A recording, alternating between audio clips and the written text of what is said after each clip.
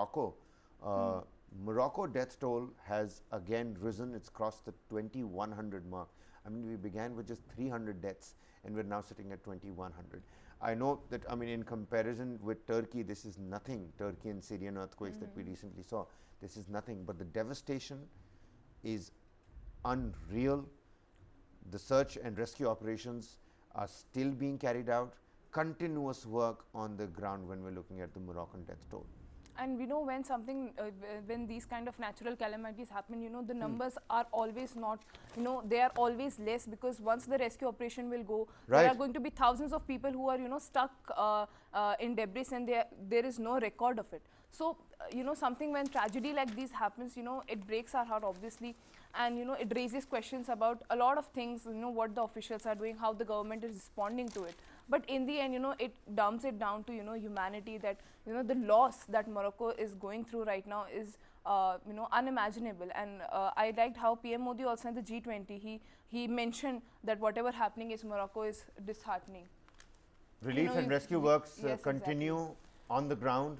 The devastating Moroccan earthquakes, extensive damage in and around of Marrakesh, and debris piles continue to block roads. Phone and power services are down. Rescue teams search for survivors after the deadly quake, and people are sleeping out in the open. I mean, remember in Turkey when it got cold and it was snowing? These are satellite visuals of the entire region. I mean, if one has to take a closer look to study to understand the kind of devastation that has happened. But Marrakesh, I mean, something that is a UN heritage site, a UNESCO World Heritage Site, and damaged completely. It says here also that, it was the strongest to hit Morocco in over 120 years, according to the USGS, but it was not the deadliest in the 1960s also. So, and it has already, in 1960 also the earthquake struck the country and it killed 12,000 people at that time as well. So, this is not, you can see a whole civilization turned into just rocks and mud in just a fraction of seconds, which is scary, which is, something that shakes me to the core. And, even as survivors are seeking assistance, aid offers have certainly come in. Take a look at what Spain has done. Foreign Minister Jose Manuel Alvarez said on Sunday that Spain would send search and rescue teams and aid, having received a formal request for help from Morocco. In France, the Foreign Ministry said it was activating a fund of local government contributions to support actions. Nearly 2 million euros have been pledged.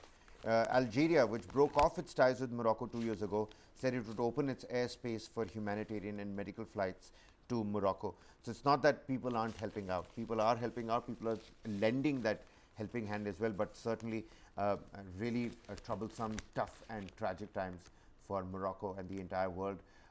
2,100 people, more than that, have lost their lives.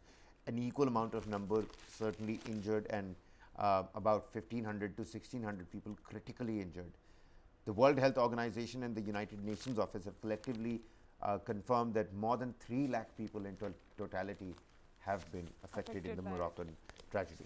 But even as we shift our focus coming back home, understand and take a look at what's happened in Thane. Even as we move on from Morocco's quake tragedy, let's take a look at what's happening in Thane, ladies and gentlemen.